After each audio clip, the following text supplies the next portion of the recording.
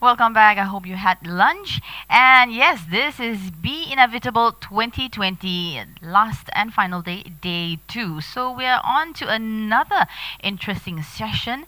It's about travelers, especially savvy travelers.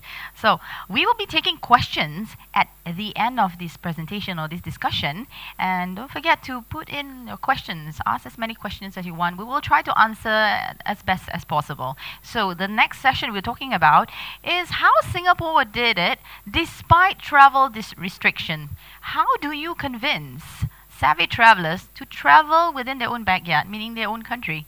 Everybody wants to travel outside of the country, but now that you can't, how did they manage to do it? So the topic of this session is called Reinvention and Creativity, Piquing Domestic Travel Desire in Tiny Singapore. So for this session, we have Karen Yu, Group Editor of TTG Asia Media, and she will be sharing her observation. Over to you, Karen.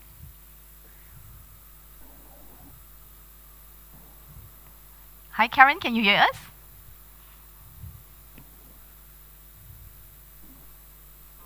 Okay, let's check whether she can hear us. We start the Okay, session. hi. Hi. Hi. So have I been live and not speaking? No, it's only like 2 seconds. So we will start now. Okay. You're ready? Okay, let's begin. Yes, okay. Okay. So thank you everyone for joining me this afternoon and for choosing to spend the next 20 minutes of a day with me. I have a very short session titled Reinvention and Creativity, Taking Domestic Travel Desire in Tiny Singapore. I've got a bit of a presentation set up for this so that you can follow what I'm saying. Give me a minute to share screen. Okay, you should be seeing my presentation right now. So what's happening now for the next 20 minutes is that the organizers of BE at Penang have asked me to take a look at how Singapore is inspiring leisure domestic tourism, which they believe could give us some ideas to rebuilding business events. So I'm presenting for my little podcast station here at home, where I've been working since early March. Um, while I used to travel for work once a month on average, this year has been quite different. I've not used my passport and suitcase since returning from Berlin on March 7th. That was my last overseas work trip, work assignment. And I'm sure many of you are in the same predicament. As a member of the travel and MICE industry, work trips are a common feature of our job. And having tasted the sweet fruit of travel and exploration, the ongoing travel restriction must be particularly strange for us. This suppressed travel freedom is also a strange situation for many Singaporeans. You know, our island is so small, and she has this perceived lack of entertainment among Singapore residents. And all that has turned us into avid travelers. Helping with that, of course, you know, we are so spoiled for choice here in Asia. We take a flight, you know, it's easy to take a flight anywhere. And frequent work retreats for shopping, for eating, for spa, to neighboring places like Johor Bahru, Penang and Malacca in Malaysia, or Bangkok and Phuket in Thailand, or Bali in Indonesia are not unfamiliar activities for many Singapore residents. So, you know, data collected by the Singapore Tourism Board has shown, you know, a rising trend in Singapore residents' outbound volume across 2 decades. Singapore residents made 2.4 million outbound trips by air in 2001. In 2018 and 2019, that figure ballooned to 8.3 million and 8.5 million respectively. In 2017, a criteria study found that Singaporeans took 5.2 trips that year. And along the way, we have also seen studies showing that Singaporeans are also working a lot of leisure time into the business trips, which we all call pleasure in our industry. So, with our borders shut, where are we going to play? Convincing savvy travelers to explore their own backyard isn't easy, especially when many believe they are already familiar with this tiny island we call home. However, for travel and tourism businesses here in Singapore that are struggling to fill the huge gap left behind by a severely reduced international tourism pipeline due to travel restrictions, as you all know, there is no other choice but to court the locals. So, some very quick stats to understand how critical international arrivals are for Singapore's tourism industry. So tourism contributes about 4% to the country's gross domestic product (GDP). And last year, Singapore welcomed 19.1 million international visitors, which was a 3.3% increase over 2018. So it's going to be a tough job to get the domestic market to fill that massive gap left behind by the international arrivals. In the first half of 2020, international arrivals plunged to just 2.7 million. So to succeed, travel and tourism players in Singapore had to work with the Singapore Tourism Board to alter mindsets. In July, the Singapore Tourism Board, along with Enterprise Singapore and Sentosa Development Corporation, kicked off a 9-month-long domestic tourism campaign costing about 45 million Singapore dollars. So they call this campaign Singapore Rediscovers. One of the key components of Singapore Rediscovers is the creation of events and marketing content to inform residents that there are still much more to see and do around Singapore and spur domestic tourism intention. In November, the Singapore Tourism Board launched a 10-episode video series that highlighted 10 districts in Singapore. Hosted by local celebrities, each episode highlighted lesser-known facts about each district. So the Singapore Rediscovers campaign also includes attractively priced promotional bundles that encourage hotel stays, attraction visits, and local tour participation. And the Singapore Tourism Board steps in with marketing grants to help tourism businesses make that domestic market pivot, because clearly not every travel and tourism player has its specialty in domestic. So those that are previously looking at outbound, it's a tough decision and a tough job to turn the business around to focus on the inbound market, or rather the domestic market. Of course, but for Singapore residents, perhaps the most enticing component of the Singapore Rediscovers campaign is the spending vouchers from the government that's given to adult citizens to redeem against participating hospitality merchants. So how it works is that each adult citizen above the age of 18 gets 100 Singapore dollars to use in support of local tourism businesses. Altogether, the government is dishing out 320 million Singapore dollars worth of spending vouchers through this program. Currently, there are more than 280 products available in the program, and the Singapore Tourism Board has said that more will be made available in the next 7 months of the program. The vouchers are restricted to usage with hotels, attractions, and tours, and not other tourism-related businesses such as restaurants and shops, and that's for a good reason. The vouchers are meant to trigger domestic spend and create a multiplier effect on spending at other aspects of the hospitality industry, much the same way international tourists do for the wider industry. So redemption commenced only very recently on December 1st, and more than 11,900 bookings were made with the Singapore Rediscovers vouchers on the first day of redemption. So besides support from the government, which is critical, of course, the private sector has also created fresh ways to win over the Singapore residents. As soon as infections came under better control and consumption confidence started to recover, several hotel chains rolled out stay and dine deals at prices rarely seen pre-pandemic times.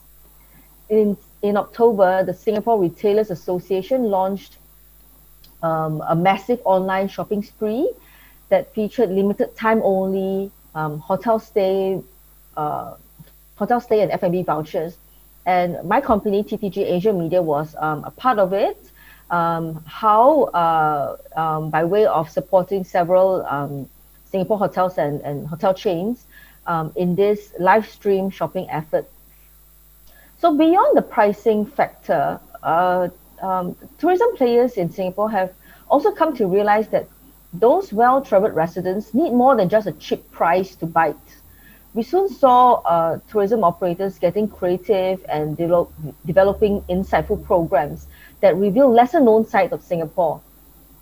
So, for example, this local tour company called Tribe Tours moved into gamifying a common Chinatown tour by spinning a murder mystery into it. Participants put on their imaginary, Sherlock Holmes cap, and work together to solve puzzles in the heritage district. The same company, Track Tours, also runs the Disappearing Trades tour to let locals have a glimpse of some of the oldest traditional crafts that still exist in modern Singapore. And it's not just the tour operators that are doing this, even attractions are going down this route. So one example is One Faber Group, the company behind the iconic Mount Faber in Singapore. So One Faber Group created the Gai Gai Tour, a local term that means to go out and about to have fun. So this Gai Gai Tour takes participants on a guided tour around Mount Faber Park to Mount Faber Point. That's the highest point on Mount Faber. And a guide with the group will then explain the rich history of the area and lead participants to a back of house tour to see how the Singapore cable car operates. Um, then we also had Singapore Changi Airport.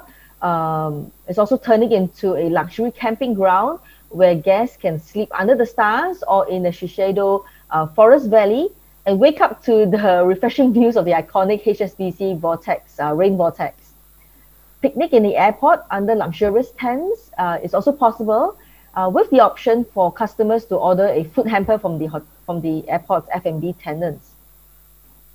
So as the industry progresses through this domestic market pivot, um, players started to see value in coming together across sectors to create unique packages that present opportunities to appreciate Singapore. So one example of a cross-sector collaboration is from Raffles Hotel Singapore. It partners with two tour operators to offer immersive heritage experiences as an exclusive add-on to its staycation packages. So one of the partner is Let's Go Tour Singapore, and Let's Go Tour has created a 2-hour private bicycle tour through the civic district around the hotel, told through the lens of a fictional immigrant. So you can see there the fictional immigrants on a bicycle tour. And then we also have Far East Hospitality coming up with a suite of experiential staycation packages to enhance the guest experience while supporting local SMEs at the same time. For example, guests of Village Hotel Bugis, which is a property of Far East Hospitality, can fish for their own lunch and enjoy fresh seafood at homegrown aquaculture farm and floating restaurants Smith Marine Kelong. Another example is Life Funan Singapore, a hotel belonging to the Escort Group, and it has worked free tours into its stay experience help of tour operator partners. So guests can go on guided photography tour or walking tour to unearth hidden gems on home soil. So basically with such packages, hotels are ensuring that their guests get a varied experience while supporting other local businesses. So this sort of unity among hoteliers, tour operators, F&B establishments and other businesses that I have highlighted earlier on is also seen among friendly competitors. So tour operators like Let's Go Tour and Singapore Sidecars have come together to offer bundled packages to give customers a more interesting tour option around Singapore. I guess one of the best takeaway I've had throughout this pandemic is that business leaders are seeing the value of collaboration to lift one another out of the travel crisis as soon as possible. I love this statement made by Arthur Keong, CEO of Far East Hospitality, when he was interviewed by TTG Asia in August this year. He said, as we continue to wrestle with the pandemic, we must not only worry about our own business survival, but those of our key partners as well. Should this practice of cross-border collaboration continue even after the travel crisis, our industry is in a good position to build back better, not just for itself, but for other related business and local community. At the same time, such varied experiences, be it for the domestic traveler or the overseas visitor, will give true meaning to travel and exploration. So that's all I have. Thank you so much for your time, and I'm happy to take some questions right now.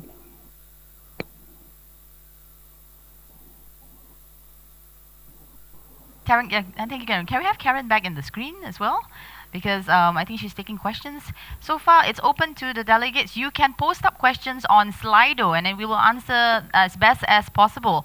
So, Karen, thank you so much for your effort, because I think it's definitely very interesting, because I think you've been to Penang as well, right? I was told. Yes, Yes. I love Penang. I always end Don't. my year of overseas assignment in Penang, and it's kind of strange to not be in Penang for my last overseas work assignment. So it's like you're home away from home, lah, I guess. Yes.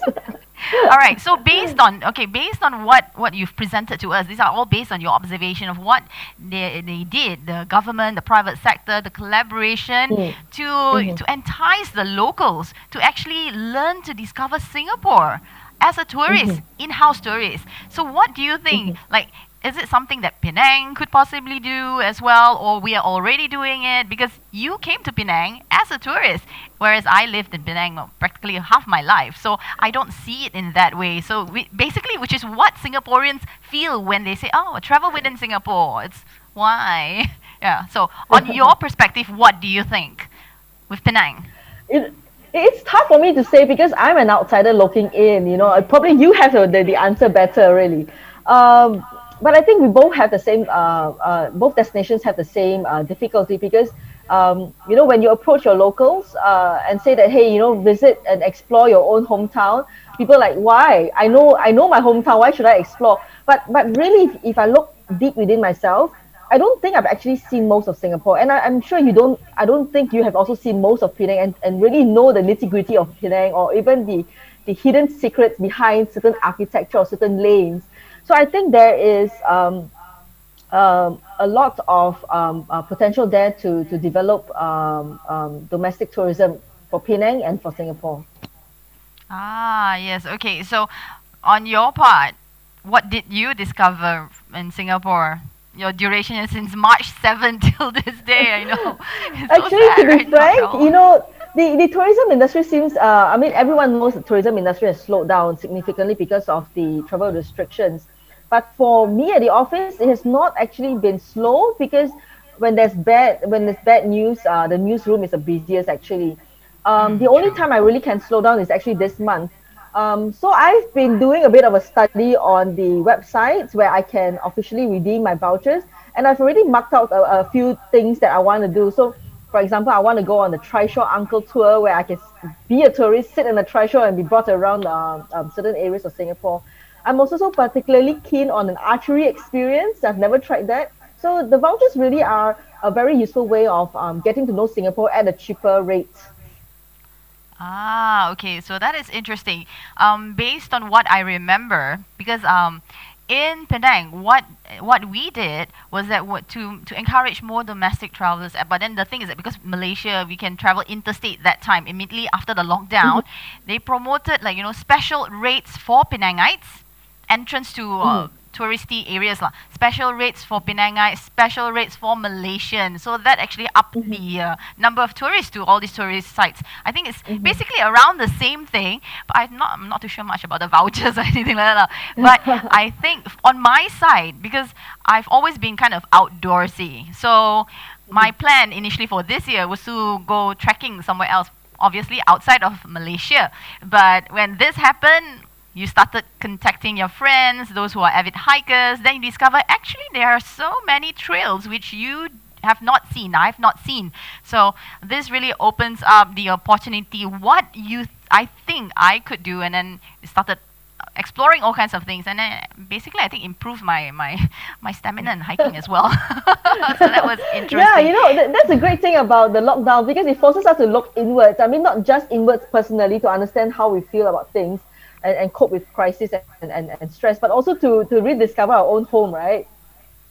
All right. Okay. Now we have questions. Let's Mm-hmm. see. Can you see the questions as well? It's here. How was the I take can I up can see some rate? Slido questions coming in. Very good. Ah, okay. So Do you want you me wanna to want pick or choose or you choose? You choose. let's do the first question. I'm very Okay. much follow sequence type How of is the take person. up rate? How is the take up rate Ah. for domestic tourism effort?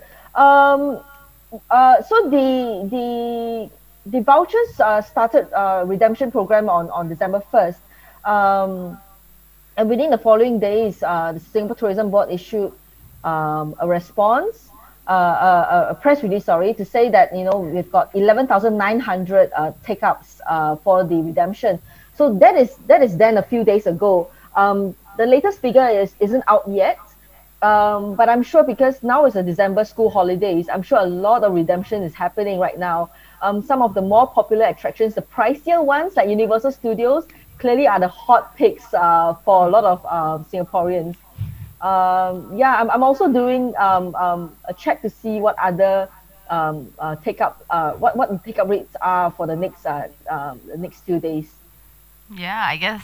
Well, it's not only Singaporeans. I think Penangites are the same. You know, which are the most, what you call it in Hokkien, teh tat, the most value for money. Redeem that first, right?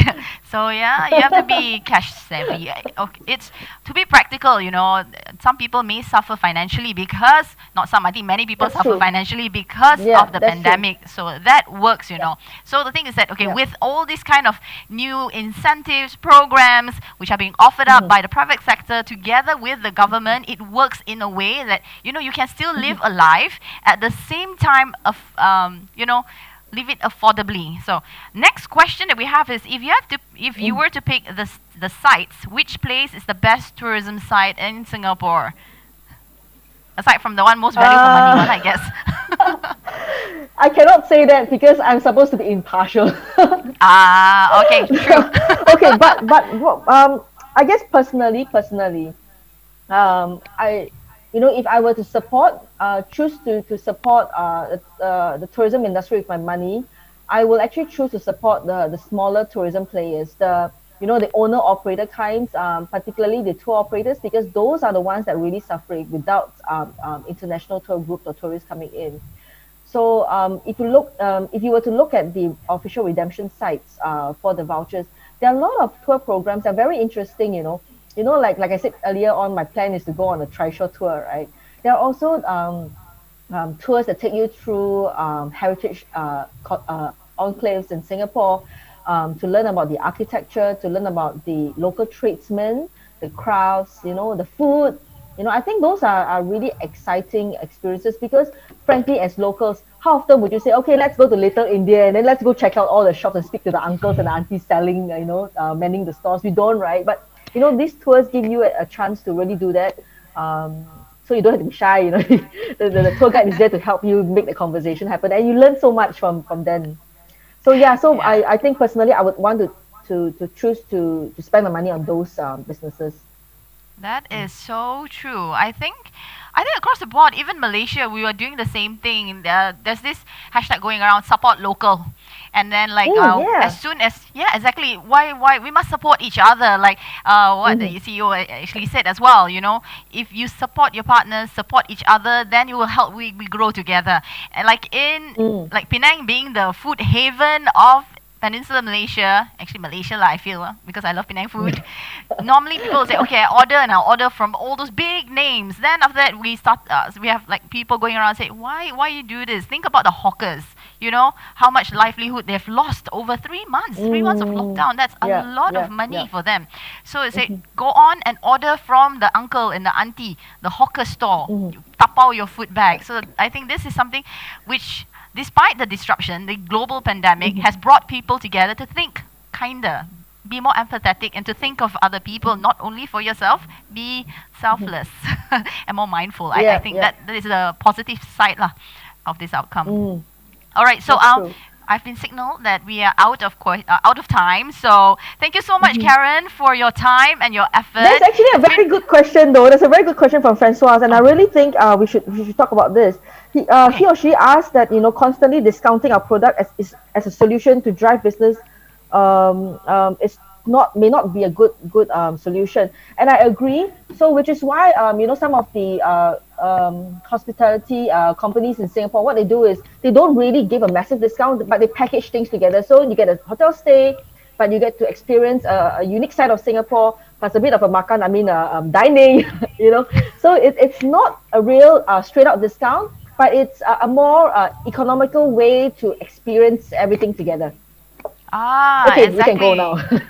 Okay, so it's like a value for money thing which everybody love, and at the same Yeah, time, I think when doing this, it helps people. You don't have to waste so much time thinking. You can just people yeah, think for you. So it's been packaged nicely. yep, So um, yes. that's about it. I think yeah, we're trying our best. Actually, we squeezed in quite a lot. I think, Yeah, considering we that did. it's. Thank you. Thank you so much, Karen, and we'll see you again. Don't Okay. forget, be inevitable, be strong, be bold. Take care. Stay Yes, safe. we will. Take care. Bye bye. Bye bye. All right, to all our delegates, I hope you've enjoyed and we've learned from everything, the discussion. Yes, so we will be moving on next to something which has been planned. It's very, very important and interesting. We will take a short break and we'll be back right here in the Jiffy. In the meantime, Be Inevitable 2020 virtual conference is coming to an end today, but not so yet. So stay on and we'll see you here pretty soon.